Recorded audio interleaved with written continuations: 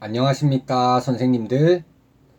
다문화 사회의 인권교육 7주차 마지막 3교시 강의 시작하도록 하겠습니다. 베스트셀러, 저희 서점에 가면은 베스트셀러들이 분야별로 해가지고 이렇게 많이 전시가 되어 있잖아요. 인류 역사를 통해서 가장 많이 팔린 베스트셀러가 무엇인가 하면 보통 성경을 꼽기도 하더라고요. 우리나라에 국한해서 한번 생각을 해보자면, 제가 교사가 되기 위한 임용 공부를 좀 하던 그 시기가 2000년대 중후반이었습니다. 그때 우리 사회에서 이제 열풍을 일으켰던, 공전의 히트를 기록했던 베스트셀러가 있습니다. 정의란 무엇인가 라고 하는 책이었고요. 그 저자가 마이클 샌델이라고 하는 이제 미국의 정치 철학 교수인데요. 그 EBS에 보면 최고의 명강의 해가지고 각 분야의 대가들이 30분 정도 이렇게 강의 찍어서 우리나라 사람들도 대중들도 그런 강의를 들어볼 수 있게 이런 여러 가지 요즘 유익한 강의들이 나오잖아요. 제가 수업 중에 다루었던 피터 싱어도 나왔었고 마이클 샌델도 거기 등장하는 인물입니다.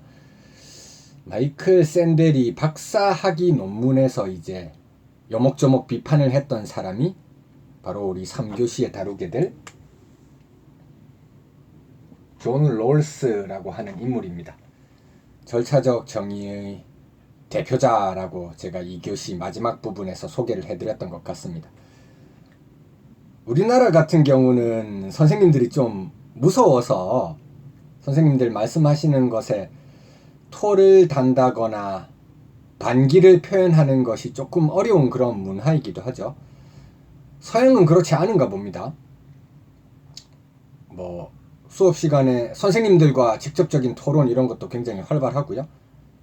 학문 분야에 있어서도 대가로 인정받고 있는 실존에 있는 인물도 그 주장의 허점이 있다고 생각하면 이제 적극적으로 비판하는 그런 분위기가 잘 형성되어 있다고 해요. 20대 젊은 학자가 박사학위 논문에서 그 당시 노 교수이자 정치 철학계에서 가장 인정받고 있던 학자인 롤즈에 대해 공개적으로 비판을 하고 그 논문이 또 꽤나 잘 써져서 사람들 입에 많이 오르내렸습니다. 정의란 무엇인가 그 책 읽다 보면 재미난 구절도 있죠. 어느 날 갑자기 나한테 전화가 왔다. 혹시 마이클 샌델이신가요? 네, 그렇습니다. 했더니 저는 존 롤즈입니다. RAWLS 스펠링 쓰는 존 롤즈. 저랑 만나서 식사나 한번 하시죠. 이렇게 하면서 또 여러 가지 이야기를 나누었다고 하는데, 정의란 무엇인가라는 책을 보면 아까 제가 2교시에 말씀드렸던 정의의 다양한 유형이라든지 발달, 변청 과정을 쭉 살펴보고 마지막 가기 전 챕터에서 이제 롤즈에 대해서 이야기하고 가장 마지막 챕터에서 롤즈 비판하면서 샌들 자기 주장을 하게 됩니다. 이제 롤즈가 자유주의적 정의관 가지고 있는 사람인데 그것을 비판하면서 공동체주의적 정의관이라고 하는 것을 내세우게 되죠. 저희가 샌들까지는 못 갈 것 같고요. 롤즈 정도 다루어 보는 것이 저희 강의의 목표라고 할 수 있겠습니다. 이제 롤즈가 등장하기 이전까지만 해도 그 당시에 사회를 지배하고 있던 하나의 이데올로기, 그 정치라든지 사회를 운영해 나가는데 가장 효율적인 방식이 무엇인가 이렇게 이야기하면 지금 현재도 유용하기 때문에 이런 사고방식이 각 분야에서 많이 활용되는 것이 있습니다.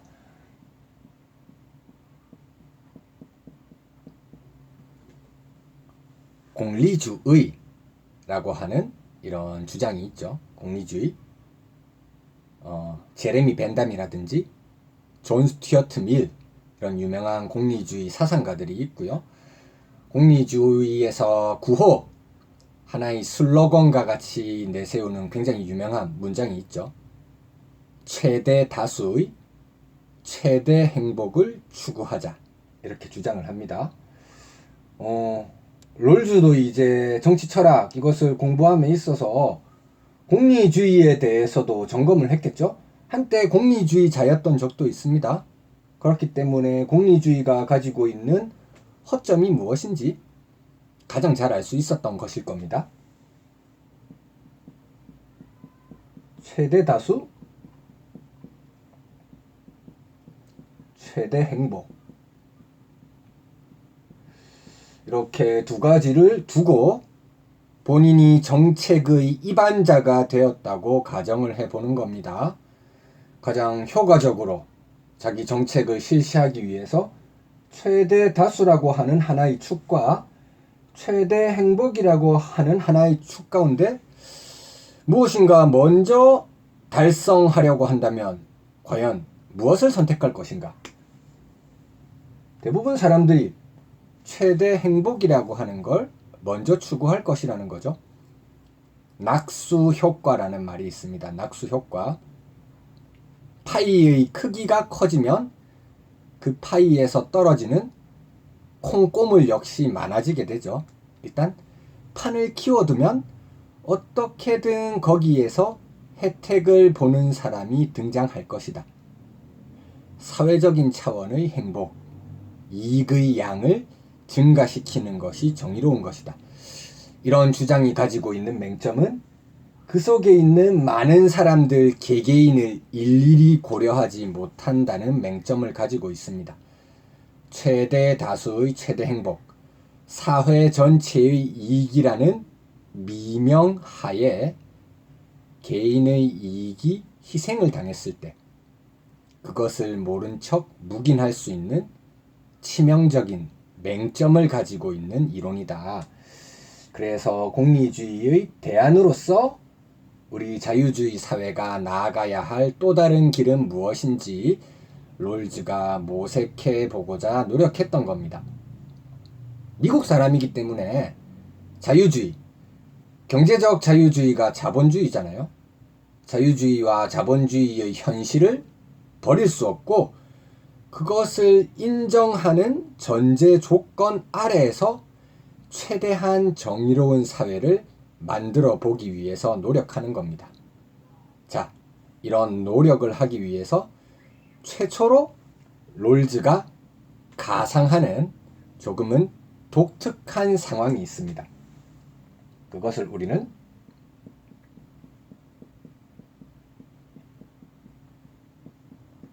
원초적 입장이라고 표현합니다. 오리지널 포지션이라고 하는 것인데요. 정의로운 사회의 규칙을 만들기 이전의 상황이라고 생각하시면 되겠습니다. 선생님들 학급 운영하실 때도 학급 회의 이런 거 하니까 회의장을 한번 그려보도록 하겠습니다. 회의장 들어가는 입구가 이렇게 있고요. 나오는 출구가 있습니다. 자, 이 회의장에 들어가는 사람들,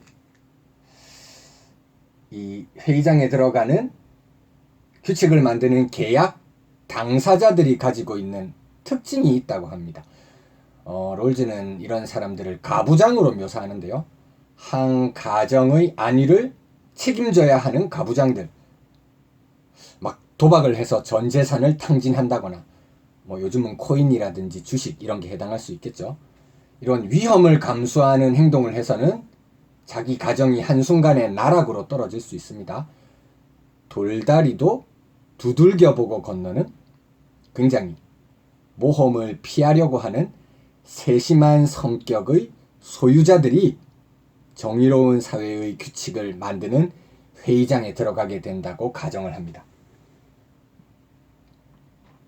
모험을 회피하는 성향을 가진 사람들이 정의로운 사회의 규칙을 만드는 최초의 상태인 원초적 입장이라고 하는 회의장에 들어가는데요. 여기 들어가면 특수한 장치의 지배 아래 놓이게 된다고 합니다. 첫 번째 장치는 무지의 배일이라고 하는 것입니다. 배일. 이제 그 아시아 좀 이슬람 이런 쪽 문화권에서 그 여성들의 얼굴을 가리기 위해서 사용하는 의류 가운데 하나이죠. 이 무지의 베일이라고 하는 걸 뒤집어 쓰면 신기하게도 자신에 대한 정보가 차단된다고 합니다. 내가 누구인지, 성별이 무엇인지, 국적이 무엇인지, 어떤 문화권에 소속되어 있는지 전혀 모르게 됩니다. 나에게 유리한 정의의 원칙을 만드는 걸 배제하는 그런 장치라고 할 수 있겠죠. 그 다음 두 번째는 상호 무관심, mutual disinterest라고 말할 수 있겠죠. 직진만 한다고 합니다. 경마장에서 앞만 보면서 달리는 경주마처럼 오로지 앞만 보고 주변에 있는 사람에 대해서는 전혀 신경을 쓰지 않습니다. 바로 옆에 나의 가족 혹은 나랑 친한 사람, 이런 사람이 들어와도 모른다는 것이죠. 타인에 대한 정보를 차단하는 겁니다. 가까운 사람에게 유리할 수 있는 정의의 원칙 만드는 걸 원천적으로 차단하는 거죠. 무지의 배의를 통해서 내 정보가 차단되면 나한테 유리한 규칙을 안 만들겠고요. 상호 무관심을 통해서 타인에 대한 정보가 차단되면 나와 가까운 사람에게 유리한 규칙을 만들지 않게 됩니다. 모든 정보가 차단되기만 하는 건 아닙니다. 공개되는 정보도 있습니다.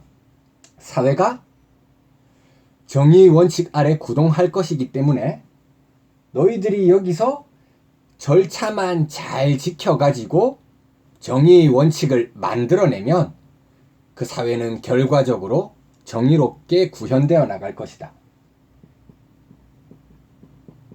절차의 공정성이 자연스럽게 결과의 공정성을 담보해낼 수 있을 것이다. 이렇게 주장하기 때문에 절차적 정의관의 대표자라고 말할 수 있겠죠. 자, 그렇다면 이런 원초적 입장을 거쳐서 도출하게 되는 정의로운 사회의 원칙은 무엇인가? 결과로서 나오는 원칙이라고 할 수 있겠죠. 이것이 바로 정의의 두 원칙이라고 하는 것입니다. 정의의 두 원칙. 이 원칙은 평등한 자유의 원칙. 이 원칙은 다시 두 부분으로 나누어지는데요. A는 차등의 원칙이고 B는 공정한 기회 균등의 원칙입니다. 자, 평등한 자유의 원칙이라고 하는 건 기본적인 자유는 모든 사람에게 평등하게 보장되어야 한다는 원칙입니다. 자유주의 사회, 자본주의 사회라고 하는 대전제를 허물고 시작하는 게 아니라는 것이죠. 자유주의 사회의 현실을 인정한다는 겁니다. 하지만 이제 자유주의 사회에는 여러 가지 불평등이 존재하는데 이 불평등의 원인으로 작용할 수 있는 우연성이라고 하는 게 있습니다. 우연성. 어떤 우연성을 가지고 태어나느냐 하는 것은 마치 복권을 추첨하는 것과 비슷하다고 보는 게 롤즈 입장이거든요. 어떤 우연성을 가지고 태어나느냐는 하늘의 복권 추첨과 같다, 이렇게 이야기하는데요. 우연성에는 크게 자연적인 것과 사회적인 것이 있습니다. 자연적인 우연성은 개인이 가지고 있는 자연적인 특성, IQ, 키, 이런 것들이 있겠죠. IQ가 좋은 사람은 공부하는 데 유리할 수 있겠고요.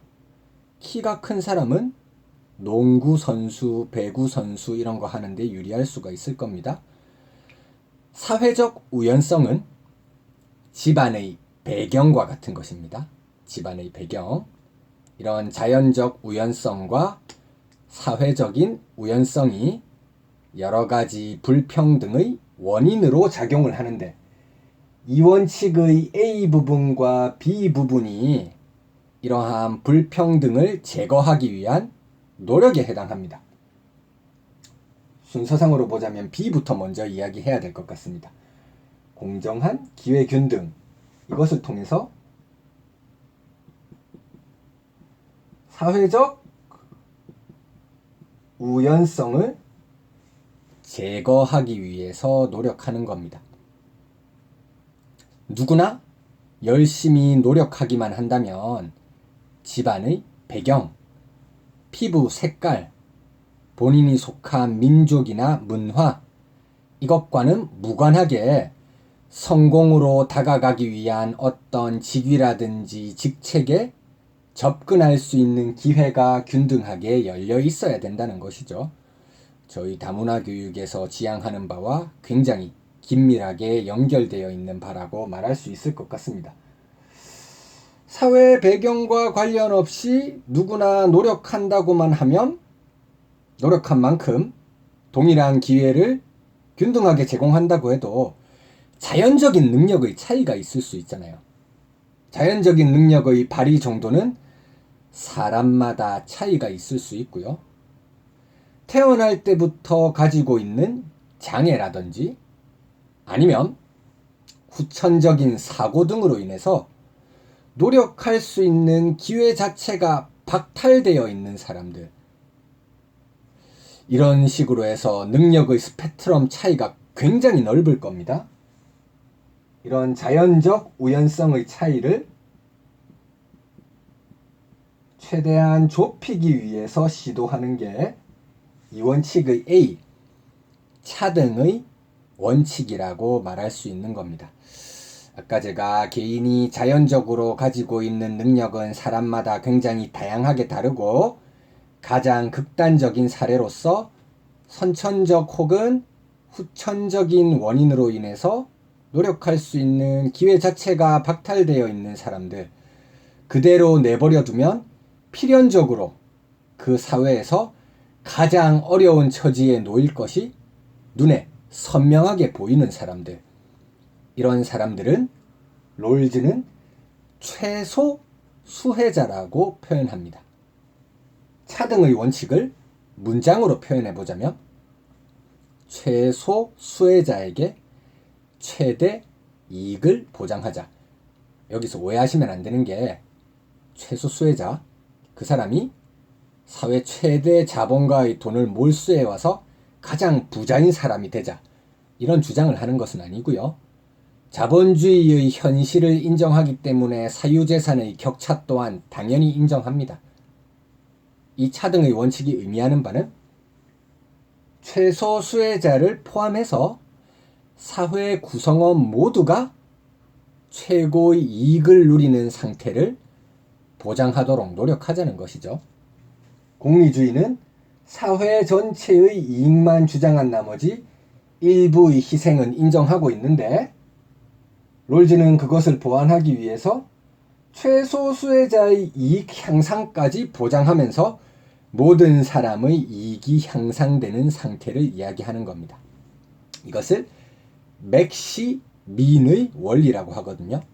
맥시민 그리고 미니멈, 이것을 합친 겁니다. 맥시민, 미니멈은 미니멈, 극빈자 계층, 롤즈 입장으로 말하자면 최소 수혜자 계층, 그 사람들이 맥시멈, 최대의 이익을 봐야 된다는 거겠죠. 이것이 가능할 수 있는 장치가 이미 원초적 입장에서 다 마련되어 있습니다. 무지의 베일을 써서 내가 누구인지도 모르고 상호 무관심하기 때문에 다른 사람의 이익에도 관심이 없는 모험을 회피하는 사람들, 이 사람들이 회의장 바깥으로 나가기 전에 어떤 것을 걱정하겠습니까?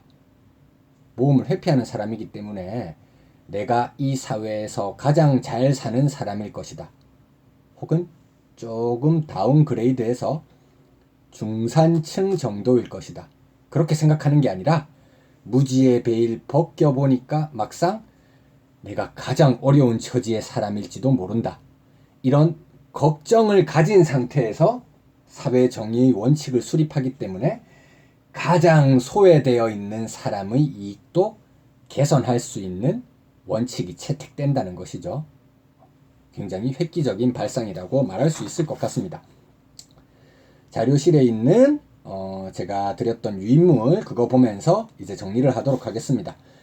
롤주의 정의론, 공정한 분배가 이루어지려면 사회제도가 공정한 조건에서 합의된 정의의 원칙에 의해 규제되어야 한다. 자연적 사회적 우연성이 배제된 원초적 입장에 놓인 사람들은 자신이 가장 불리한 상황에 놓일 가능성을 염두에 두고 모든 사람에게 공정한 정의 원칙에 합의하게 됩니다. 그 원칙이 바로 정의의 두 원칙이죠. 모든 구성원이 원초적 입장에서 자기 이익의 안정적 확보를 위해 합의할 두 가지의 원칙이고요. 1원칙, 평등한 자유의 원칙. 모든 사람은 평등한 기본적 자유를 최대한 누려야 한다. 우리나라도 자유주의 사회이기 때문에 미국과 마찬가지로 이 원칙 통용되어야 할 것이겠죠. 이 원칙 A는 차등, B는 공정한 기회균등의 원칙입니다. 공정한 기회균등의 원칙부터 보자면 사회적, 경제적 불평등의 계기가 되는 직위와 직책은 모든 사람들에게 열려 있어야 한다. 누구나 노력하면 접근할 기회가 균등하게 보장되어야 한다는 것이죠.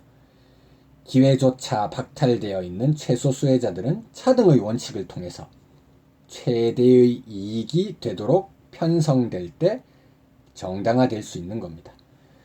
최소 수혜자의 이익을 극대화한다. 맥시민. 이럴 때 우선적 관심을 둠으로써 실질적 평등 내지 실질적 정의가 도모될 수 있는 거겠죠.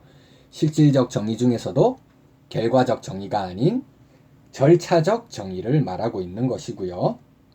원전, 원초적 입장과 관련되는 내용입니다. 한번 읽어보도록 하겠습니다. 공정으로서의 정의에 있어서 평등한 원초적 입장이라는 것은 전통적인 사회 계약론에 있어서 자연 상태에 해당한다. 홉스, 로크, 루소 이런 사회 계약론의 전통이 있죠. 국가 사회가 수립되기 이전의 상황을 자연 상태라고 말하는데 원초적 입장이 그 자연 상태에 대입되는 개념이라는 것입니다.